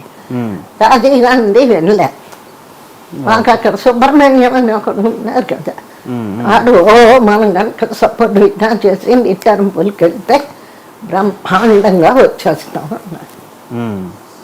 ఎందుకు అనవసరంగాను ఇంకొక సంవత్సరం అయితే ఇది కలగూరగంప పోతుంది గవర్నమెంట్ అని చెప్తే మళ్ళీ ఆ మిడ్ టర్మ్ పోల్లో అప్పుడు పోయింది. ఇంత కాంగ్రెస్తో అనుబంధం ఉన్న మీరు ఒక దశలో బీజేపీకి సపోర్ట్ చేశారు, ప్రచారం కూడా చేశారు. ఎలా ఆ భావ వైరుధ్యం ఏమిటి, ఎలా సాధ్యపడింది? కాంగ్రెస్ నుంచి గెలవడం, ఓడిపోవడం ఆ చాప్టర్ అంతా పోయింది. ఇంచుమించు రాజకీయాలు మానేశారు. నా దృష్టిలో ప్రస్తుత రాజకీయాలు డబ్బు ఖర్చు పెట్టు, లక్షలు ఖర్చు పెట్టు, కోట్లు సంపాదించు, జస్ట్ లైక్ ఏ బిజినెస్ అయిపోయింది, సేవతో కూడుకున్నది పోయింది. అందుకని మనకెందుకులే బాబు ఈ టైప్ రాజకీయాలని వదిలేశాను. కానీ వాజ్పేయి గారు ఆయన పిఎం అయ్యాక నాకు అంత గొప్ప వ్యక్తి, ఆయన దేశానికి మంచి ప్రైమ్ మినిస్టర్, కాబట్టి మనం బీజేపీలోకి వెళ్తాము అని నా అంతకు నేనే, ఎవరు పిలవలే. కాంగ్రెస్లో అయితే ఇందిరాగాంధీ పిలిస్తే వెళ్ళాను, బట్ బీజేపీ ఏం పిలవలేదు. కానీ వాలంటరీగా నాకు వాజ్పేయి గారి మీద ఉన్నటువంటి నమ్మకం, ఆ కాన్ఫిడెన్స్, సరైన వ్యక్తి వచ్చారు అని నా అంతటి నేనే వెళ్ళి దత్తాత్రేయ గారికి రాఖీ కట్టి రాఖీ బంధన నేను చేరుతున్నాను బీజేపీలో అని చేరాను. చేరిన దగ్గర నుంచి మళ్ళీ దత్తాత్రేయ గారికి ఇక్కడ అంతా క్యాన్వాస్ చేశాను, నలుగురిని గెలిపించా వాళ్ళల్లో కూడా. నటిగా గొప్ప కెరియర్, పొలిటికల్గా కూడా చెప్పుకోదగ్గ కెరియర్, అన్ని విధాలుగా సక్సెస్. కానీ అవార్డులు రావడంలో మటుకు మీకు కొంత ఇంకా ఇవ్వాల్సి ఉందేమో అనిపించలేదా? ఈ పద్మ అవార్డులు కానీ వీటన్నిటిలో మీరుగా ప్రయత్నించి ఉంటారు నాకు తెలుసు. మీరు అంటే ఆ విషయం మీద ఏం చెప్తారు? మిమ్మల్ని సత్కరించాల్సినంత సత్కరించుకోలేదు కదా తెలుగు పరిశ్రమ కానీ ప్రభుత్వం కానీ? ప్రభుత్వం చెయ్యాల, ఎందుకంటే కంపేర్ టు అదర్ పీపుల్ నేను ఒక సినిమా ఆర్టిస్ట్ని సక్సెస్ఫుల్. సోషల్ వర్కర్లు నా అంత సోషల్ వర్క్ చేసిన వాళ్ళు సినిమా వాళ్ళలో ఎవ్వరు లేరు. అలాగే రాజకీయాల్లో కూడా ఒక పట్టుదలగా నేను ఇంకా ఉండి సాధించాలి, నేను చీఫ్ మినిస్టర్ అవ్వాలి, నేను ఇది అవ్వాలి, అదని అవ్వాలి అన్న కోరిక నాకు లేదు. ఫస్ట్ పాయింట్ అది. ఇంకా రాజకీయాల గురించి కాదు, సినిమా పరిశ్రమలోనే మీ తర్వాత వచ్చిన వాళ్ళకు కూడా పెద్ద పెద్ద అవార్డులు ఇచ్చేశారు, కానీ మీరు ఎప్పుడు ఆ విషయం కూడా సుబ్బరామరెడ్డి గారు 78లో పెద్దగా సన్మానం, 25 years of career as a heroine, ఎవరు లేరు. హీరోయిన్ గారు 25 సంవత్సరాలు. Silver Jubilee function T Subbarami Reddy గారు చాలా గ్రాండ్గా చేశారు. అప్పుడు ఎల్కే అద్వానీ, చెన్నారెడ్డి గారు, ఎన్టీ రామారావు గారు అందరి సమక్షంలో పీపుల్స్ యాక్ట్రెస్, ప్రజానటి అని. అందులో డౌట్ లేదు, మీకు ప్రజానటి ప్రజల నుంచి ఇప్పటికీ ఆదరణ ఉంది. నేను మాట్లాడేది దాదాసాహెబ్ ఫాల్కేలు, పద్మ విభూషణలు అవన్నీ పైరవీలతో వస్తాయి, కరెక్ట్గా చెప్పాలంటే. అక్కడికి వెళ్ళి కూర్చొని ఎవరు చేస్తారు పైన వెళ్ళి. పద్మకు ఉండేటువంటి విలువ కూడా పోయింది ఈరోజు. అంటే నాకు రాలేదని జలసీతో చెప్పడం కాదు, మీరు కూడా కొన్ని స్టేట్మెంట్స్ ఎస్ జానకి గారు నాకు పద్మభూషణ్ ఇస్తే నాకు వద్దు పొమ్మనింది కదా, ఇస్తే భారతరత్న ఉండని అడిగేసింది ఆవిడ. వాల్యూ పోయిందండి. ఎందుకంటే కొంతమంది అనర్హులు కూడా వెళ్ళిపోయే స్థితి వచ్చింది. దట్ ఇట్ షోస్ ఆ పద్మశ్రీ కానీ పద్మభూషణ్లు కానీ వాటి వాల్యూ దిగజారిపోయింది. అట్లాంటప్పుడు రాకపోయినా ఇబ్బంది లేదు. ఇప్పుడు సినిమాలు చూస్తున్నారా, చూస్తూ ఉంటారా? అసలు చూడండి. ఓకే, ఈ మధ్య కాలంలో వచ్చిన సినిమాలు మీరు చూసిన ఆఖరి సినిమా ఏంటి? థియేటర్కి వెళ్ళి మేబీ అవకాశం ఉండదేమో జనం అంతా. అసలు 20 ఏళ్ళ ఉంటుంది. ఒక్క విశ్వనాథ్ పిక్చరు ఆ మధ్యని పాపం విశ్వనాథ్ గారు అయితే ఆయన సినిమా ప్రీమియర్ ఉంటే పిలుస్తారు. మ్యూజికల్ పిక్చర్ ఉండమ్మ బొట్టు పెడితే ఆయన డైరెక్షన్ లో మీరు పెద్ద హిట్ ఉంది కదా.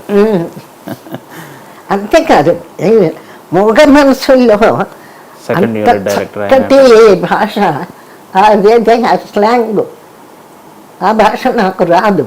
అప్పుడు పాపం కె విశ్వనాథ్ గారు ఇంటికి వచ్చి, అయ్య బాబు కోబర్ సెట్ మీద తెల్లకాకి అంతే మామ ఇట్లాంటి ఆ భాష అంతా నేర్పించాను. బ్రహ్మాండం. ఆల్మోస్ట్ సెకండ్ యూనిట్ డైరెక్టర్ అట కదండి సినిమాకి. నా యూనిట్. ఓ బ్రహ్మాండం. బాగుంది బాగుంది. ఈ మధ్య లేదా ఈ తరం ఆర్టిస్టులంతా మీ నుంచి చాలా నేర్చుకోవచ్చు. కానీ మీకేమనిపిస్తుంది, ఇప్పుడు ఇండస్ట్రీ జమున గారికి తగిన విధంగా జమున గారి పట్ల స్పందిస్తున్నారా? జమున గారి ఆ విషయంలో మీరు ఏమంటారు? అంటే ఈ తరం ఆర్టిస్టులతో సంబంధం లేదు. ఈ తరం నిర్మాతలు అసలు సినిమాల్లో పరిశ్రమలోనే చాలా మార్పు వచ్చేసింది.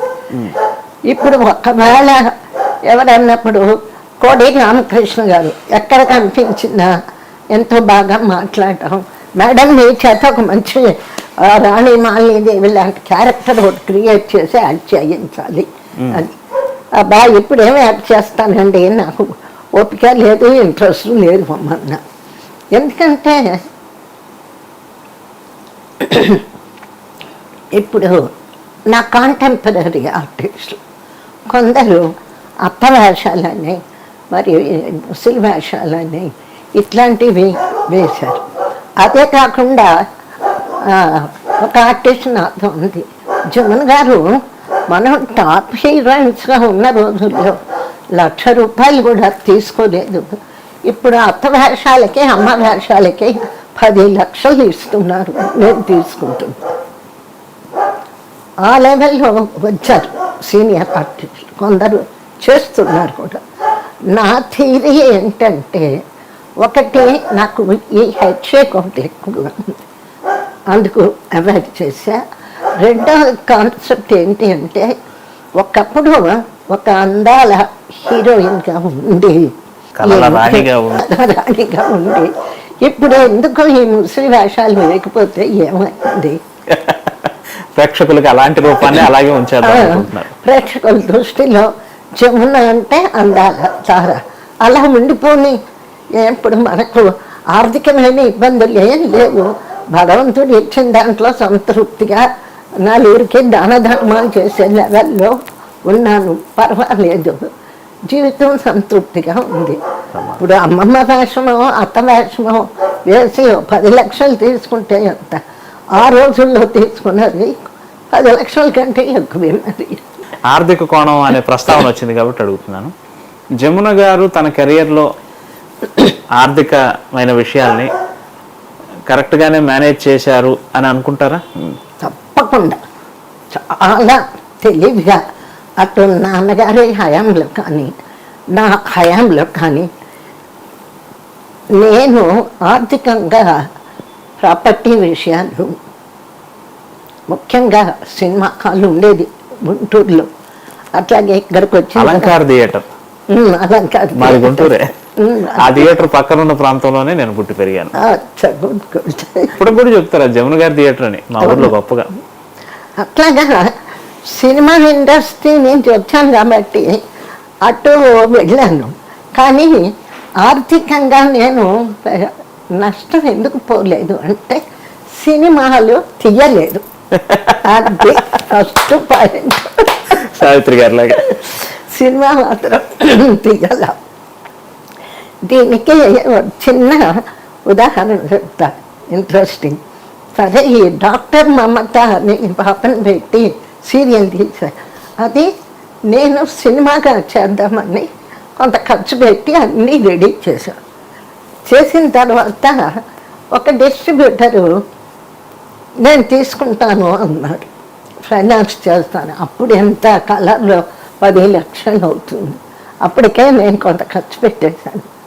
రికార్డింగ్, సాంగ్స్, డ్రెస్సులు, ఆర్టిస్ట్కి అడ్వాన్స్లు అన్నీ అయిపోయినాయి. ఆయన లాస్ట్ మూమెంట్లో చేయించేశాడు. చేద్దామని కాల్ షీట్లు ఇచ్చేశారు. షూటింగ్, రా ఫిల్మ్ అన్నీ కొనిపెట్టేశారు. అప్పుడు వాటికి డిస్ట్రిబ్యూషన్ కంపెనీ ఉంది. సరే కదా అని ఏమయ్యా వెళ్ళాలి షూటింగ్ అంటే మనిషి రాల.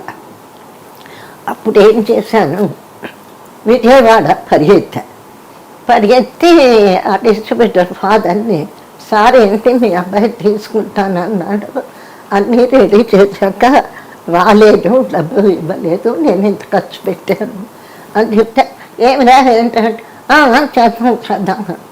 తీరట్టు మెడ్రాస్ వచ్చాక మా మేనేజర్ని అడిగా, ఏంటి ఇట్లా చేస్తున్నాడు, ఏంటి విషయం అంటే ఫైనాన్సర్ దగ్గర తీసుకుందామన్నాడు. అంటే నాకు తెలియదు కదా ఈ ఫైనాన్సర్. ఫస్ట్ టైం నేను సినిమా తీయాలనుకుంది. అడిగితే ఏముంది మేడం, ఆయన దగ్గర ఏం లేదు, ఫైనాన్స్ చేస్తాను, ప్రొడ్యూసర్ అని తన పేరు వేయించుకున్నాడే, ఆయన దగ్గర నంది లేదు, మీ ముఖం చూసి ఇస్తారు.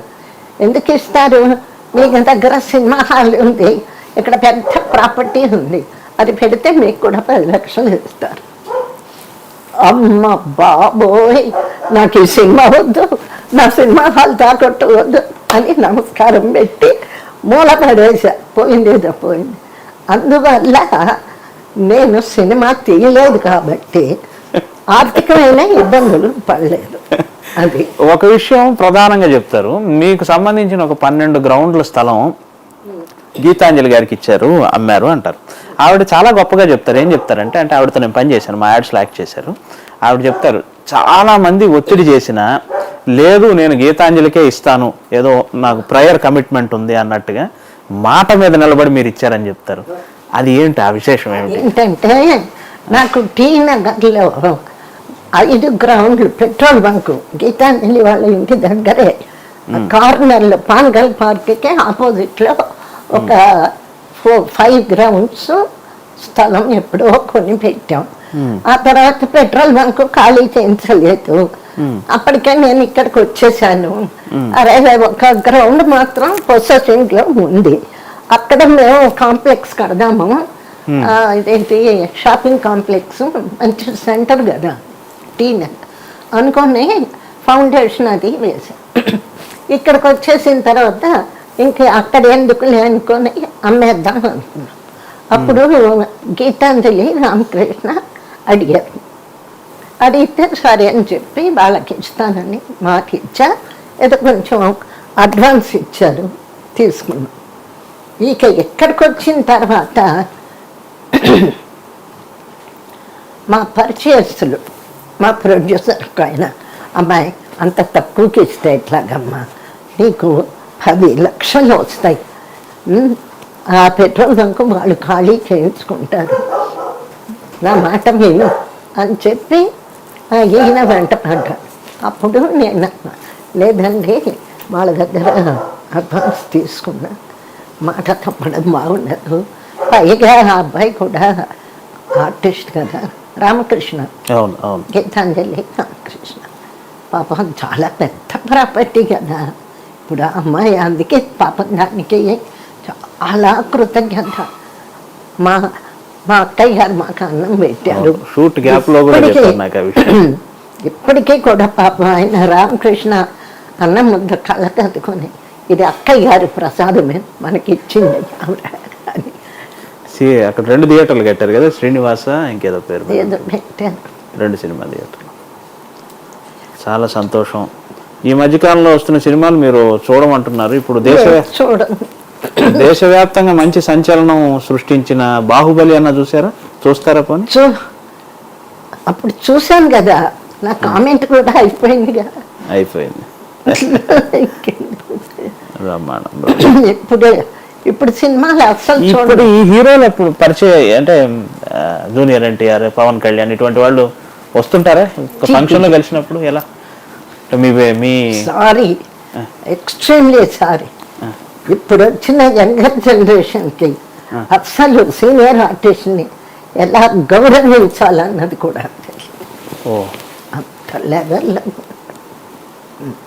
ఫంక్షన్ లో కలిసినప్పుడు కూడా మళ్ళీ ఆ తరం ఉన్నారు, వెంకటేష్ తర్వాత నాగార్జున, వాళ్ళు కొంచెం పర్వాలేదు, హలో అంటే హలో. వాళ్ళ తర్వాత ఇప్పుడు వచ్చారే, అబ్బో మొన్న ఒక పెళ్ళికి వెళ్ళా. I had a bitter experience. చిన్న కుర్రాడు, ఏదో వాళ్ళ తాత ముత్తాత చాలా గొప్పవాళ్ళు, ఈయన ఇప్పుడిప్పుడే హీరో. ఆయన చుట్టూరా నల్లగా, వాళ్ళ పేర్లు ఏంటి ఇప్పుడు, బౌన్సర్లట.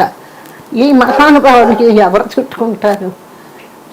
నేనేదో పెళ్ళిలో నెమ్మదిగా నడుచుకుంటూ వస్తుంటే ఆ బౌన్సర్ గాళ్ళు వచ్చి తోసేసారు నన్ను. తోసుకుంటూ వెళ్ళిపోతున్నారు. పట్మని తిరిగితే ఏం కళ్ళు కనిపించడం లేదా అని చెప్పి అన్నాడు. ఏంటని, ఏం భేషజాలు? పెళ్ళికి వస్తే వీళ్ళ ముఖాలు ఎవరు చూస్తారు నాకు అర్థం కాదు.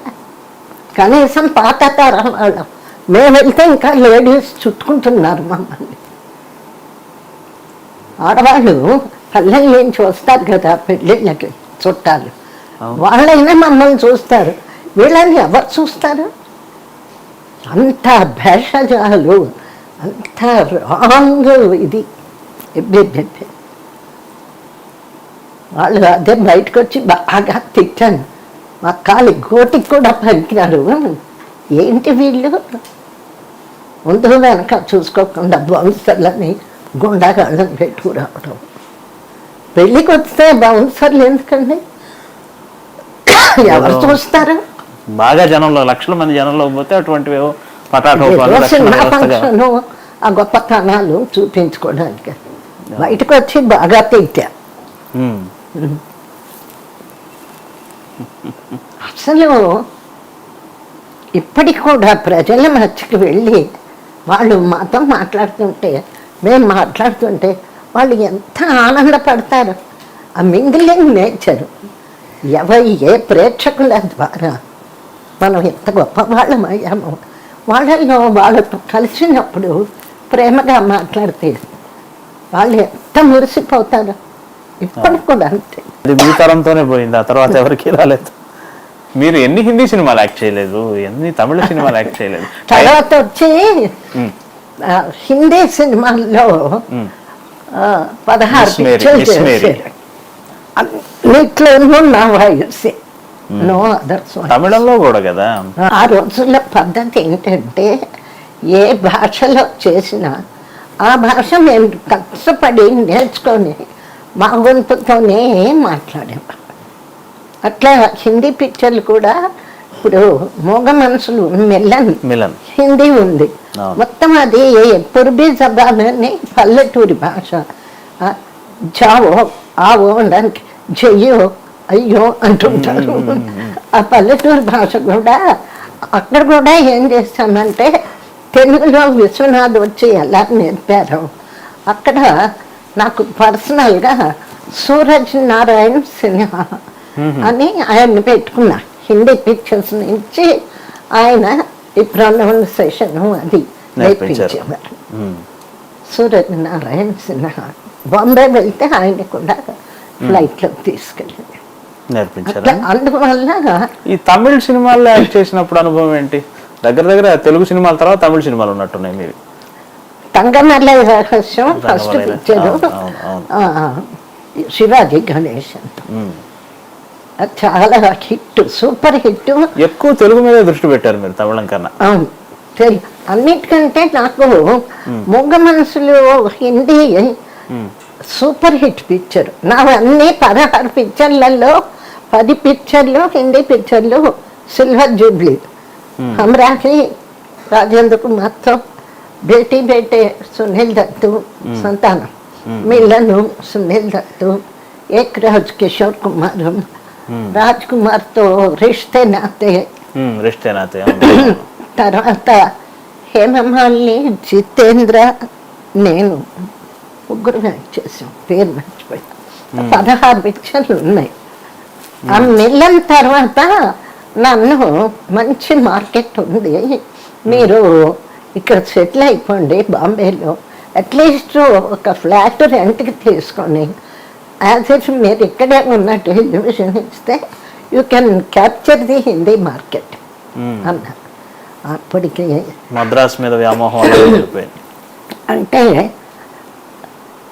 నా కాన్సెప్ట్ ఏంటి అంటే హిందీ మార్కెట్ మీద, హిందీలో ఒక పిక్చర్ 2 పిక్చర్ సక్సెస్ అవుతున్నాయి, వెంటనే ఒక 12 మంది వచ్చి బుక్ చేస్తాను. 2వ పిక్చర్ ఏదన్నా ఒకటి పోయిందనుకోండి, సక్సెస్ కాలేదు అంటే అందరూ వెనక్కి పోతారు. వాళ్ళకి ప్రొడ్యూసర్లకి మనకున్న ప్రొడ్యూసర్లకు సెంటిమెంట్ ఉండదు. అది నా థియరీ. అదే ఇప్పుడు మనం తెలుగు కానీ తమిళ్ కానీ కన్నడం కానీ ఇప్పుడు 189 పిక్చర్లు చేశాను నేను. ఇప్పుడు అన్ని పిక్చర్లు సక్సెస్ అవ్వవు కదా, మరి కొన్ని పోయినా కూడా నా ప్రొడ్యూసర్ మళ్ళీ నన్ను వదిలిపెట్టాడు. ఇది పోతే ఇంకోటి జమగారితోనే తీయాలి అని ఒక సెంటిమెంటల్ అప్రోచ్ మన తెలుగు ఫీల్డ్లో. హీరోయిన్లు అందంగా ఉండడం అనేది అప్పుడు ఉంది, ఇప్పుడు ఉంది. అప్పుడు ఒక పారామీటర్లో అందాలు చూసేవాళ్ళు ఇప్పుడు ఒక పారామీటర్లో చూస్తున్నారు. మీరు పర్టికులర్గా అంటే మీ 5-6 హీరోయిన్లు మీ జనరేషన్లో అందం అనే అంశంలో మీరే అగ్రస్థానం. సావిత్రి గారి నటనకి తీసుకున్న, ఇంకా ఇంకొకళ్ళని డాన్స్కి తీసుకున్న, అందం అనేసరికి మిమ్మల్ని ముందు. ఏమిటి మీరు అందాన్ని ఎలా కాపాడుకున్నారు? దాదాపు 50లో ప్రారంభమై 70ల వరకు కూడా అలాగే ఉన్నారు. ఎప్పుడు అలాగే ఉంటారు? లేదు, ఎప్పుడు అలాగే ఉంటారు నా ఉద్దేశం అది కాదు. ఎలా, ఏమిటి మీరు ప్రత్యేకమైన అంటే ప్రత్యేకత అంటే నాకు సినిమా అలవాట్లు ఏమీ లేవు. ఆమె స్ట్రిక్ట్ వెజిటేరియన్. జీవితంలో ఇంతవరకు ఆల్కహాల్ అనేది టచ్ చేయలేదు. మరి కొన్ని ప్రిన్సిపల్స్ ఉన్నాయి. ఆరోగ్యం పట్ల జాగ్రత్తగా ఉండడం, మరి ఇటువంటివన్నీ పాటించాను. కాబట్టి అప్పుడు కానీ ఇప్పుడు నాకు 81 సంవత్సరాలు. ఆయన కొందరిలాగా లావేం కాలేదు, అట్లాగే ఉన్నా. కారణం ఇప్పుడు కూడా లేస్తూనే 6 o'clock లేచి ఒక 20 minutes, ½ an hour light yoga చేస్తా. ఇప్పుడు కూడా హాయిగా 2 కాళ్ళు బాస్ పెట్టేసుకొని కూర్చుంటాను. 1 గంట అయినా కూర్చోగలను. అప్పుడప్పుడు వాక్ చేస్తుంటా. కాబట్టి అందం గురించి చెప్పాలి అంటే నిజంగా మాట్లాడితే ఆనాటి పాత హీరోయిన్సే నిజమైన అందగత్తెలు. ఎందుకంటే ఆ రోజుల్లో మేకప్ ఇప్పుడు ఉన్నట్లుగా ఆర్టిఫిషియల్ ఐలాషెస్, విగ్గులు, బొగ్గులు అవన్నీ ఏమీ లేవు. ఆ పాత పిక్చర్లు చూస్తే హెయిర్ చూస్తే ఒక్కొక్కరికి కదలీ హెయిర్. అందే కానీ సారిత కానీ నేను కానీ ఇట్లాగా సహజత్వంతో కూడుకున్న అందాలు. సావిత్రి గారి స్కిన్ టోన్ బాగా ఆయిలీ అట కదండి, చాలా ఇబ్బంది పెట్టేదట కదా. మీ బొట్టు వాళ్ళందరితో యాక్ట్ చేసేటప్పుడు ఆవిడ మరీ ఎక్కువ కాన్సన్ట్రేట్ చేసేవాళ్ళట కదా, నిజమేనా? కాన్సన్ట్రేషన్ ఉంది అతమా అనేది అంతేనా? అందం అనేది నా దృష్టిలో అది దేవుడు ఇచ్చిన వరం, దాన్ని మనం కాపాడుకోవాలి. అది నా థియరీ. అందం అంటే అందంతో ఆరోగ్యం కూడా ఉంటుంది కాబట్టి ఆరోగ్యాన్ని మనం బాగా కాపాడుకున్నప్పుడు అందం అలాగే పదిలమైపోయి ఉంటుంది. సినిమాల్లో సత్యభామ పాత్ర వేయాలి అనుకున్నప్పుడు రెండో ఆప్షన్ లేకుండా మీ దగ్గరకు వచ్చారు. మీ వ్యక్తిత్వం కొంతవరకు అభిజాత్యం గొప్పగా ఉంటుంది కాబట్టి. కానీ మేము విన్నది ఏంటంటే అప్పటికే సత్యభామ వేసిన స్థానం నరసింహారావు గారు, వీళ్ళందరి ప్రభావం జనం మీద ఉండగా జమున గారు ఈ పాత్ర ఎలా చేస్తారో అన్న ఆలోచన, అన్న ఆసక్తి అందరికి ఉండింది అంటారు కదా. అసలు సత్యభామ పాత్రకి మిమ్మల్ని మీరు మౌల్డ్ చేసుకున్న పద్ధతి గురించి చెప్తారా? నా మొట్టమొదటి సత్యభామ, నేను సినిమాల్లో సత్యభామగా 3 సత్యభామలు యాక్ట్ చేశాను. మొదటి సత్యభామ అది వినాయక చవితి. అంటే వినాయక చవితి నాటికి చాలా చిన్నదాన్ని, బహుశా అది 10వ పిక్చరో 11వ పిక్చరో. అది ఫస్ట్ టైం రామారావు గారి పక్కన అన్మ్యారీడ్ సత్యభామ వినాయక చవితి. అదేంటంటే ఆ పాత్ర ముగ్ధత్వంతో కూడుకున్న అమాయకురాలైనటువంటి సత్యభామ. అది ఎందుకు రాణించాను అంటే సత్యభామకి ఆ గర్వం అనండి, స్వాతిశయం ఉన్నా కూడా అమాయకత్వం ఇంకా పోలే. అన్మ్యారీడ్ కాబట్టి ఆ పాత్ర కరెక్ట్గా అప్పటికి నాకు పెళ్లి కాలేదు, చిన్నపిల్లలు కాబట్టి అమాయకత్వంతో ఆభిరాజ్యంతో కూడుకున్నటువంటి సత్యభామ వినాయక చవితి. అది మంచి పేరు వచ్చింది. తర్వాత 1965లో శ్రీకృష్ణ తులాభారం రామానాయుడు గారు తీసేటప్పటికి అప్పటికి కరెక్ట్గా కొంచెం మ్యారేజ్ అది అయింది కాబట్టి ఆ ప్రౌఢత్వం ఫేస్లో కొంచెం మార్పు, మెచ్యూరిటీ అది వచ్చింది. అందువల్ల ఈ సత్యభామకి తేడా ఏంటి అంటే ఇది మొత్తం శ్రీకృష్ణ తులాభారంలో కృష్ణ సత్యభామ. సత్యభామ మీద ఎక్కువ కథ, ఎక్కువ పర్ఫార్మెన్స్ స్కోప్ ఉంది. అది పూర్వం ఏం చేసేవాళ్ళంటే స్క్రిప్ట్లు ఇచ్చేవాళ్ళు, పద్యాలు అద్భుతంగా పాడారు సుశీల గారు. అలాగే మీరా జాలగనరా పాట ఆ రోజు ఇది బుక్ చేసిన తర్వాత ఇప్పుడు మీరు అన్నట్లుగా స్థానం వారి సత్యభామ నాటకం ఒకసారి చూస్తే బాగుంటుందేమో. అప్పుడెప్పుడో వేశాను అన్మ్యారీడ్ సత్యభామ. ఇప్పుడు ఈయన చాలా ఫేమస్ కదా, ఎలా యాక్ట్ చేస్తాడో చూద్దాము అని రామానాయుడు గారితో పద్మశ్రీ స్థానం వారిని పిలిపిద్దాము అంటే ఏమవుతండి మీరు చేస్తారులేండి అన్నారు. అక్కడ కూడా అభిజాత్యం. అని రామానాయుడు గారి కాన్ఫిడెన్స్ నా మీద వదిలేండి అనేసాడు. ఆయన వద్దన్నారు, నేను పిలుద్దామంటే.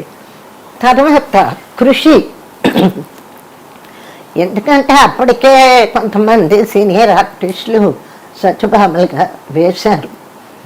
నేనేం చేశాను, 65 మిలన్ మూగ మనసులో హిందీ షూటింగ్, స్క్రిప్టు, తర్వాత వచ్చి పాటలు పద్యాలు అన్నీ ఎంత పెద్ద గ్రిండి టేప్ రికార్డరు తీసుకొని అవుట్డోర్ షూటింగ్కి వెళ్ళాం. బహుశా సఖినేటిపల్లి, పాలకొల్లు, పశ్చిమ గోదావరి అక్కడ వేశారు కదా ఆ సెట్టు వెళ్ళ. పగలంతా హిందీ పిక్చర్ షూటింగ్.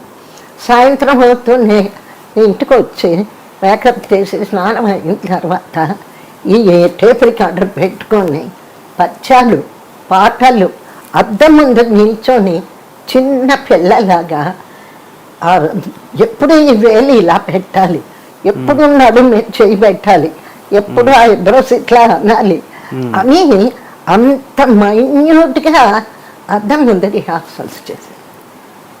పద్యాలు పాటలు. ఇక్కడ జోక్ ఏంటంటే తెల్లవారితేనేమో నేను హిందీ డైలాగులు చెప్పాలి.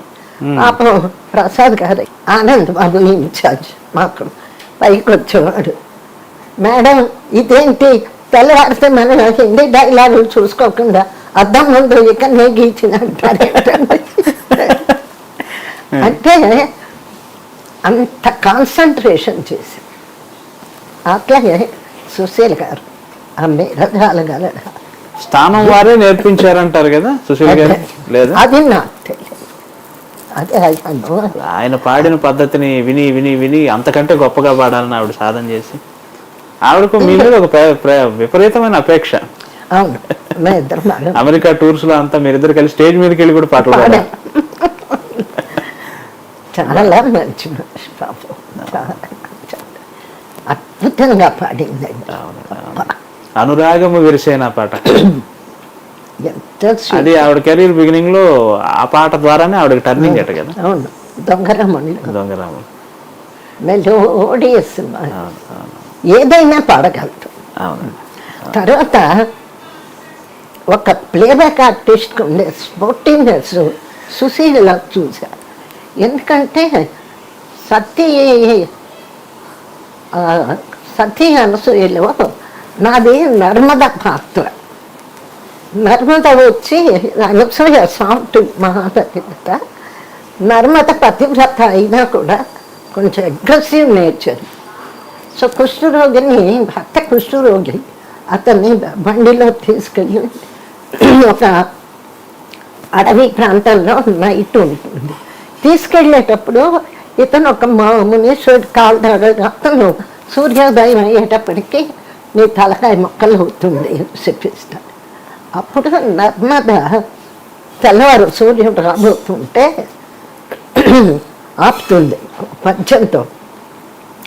కనిపించేది అదే. ఆ రోజుల్లో ఇంకొక మంచి అలవాటు ఏంటంటే ఆర్టిస్టులు పాడేటప్పుడు రికార్డింగ్ ఉంటే హీరోయిన్లని పిలిచేవారు.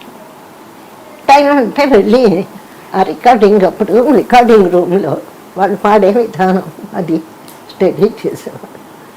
అప్పుడు సుశీల గారు అది పాట పాడుతూ కనిపించితివా నా తాళి ఆన అని 2 సార్లు రిపీటేషన్.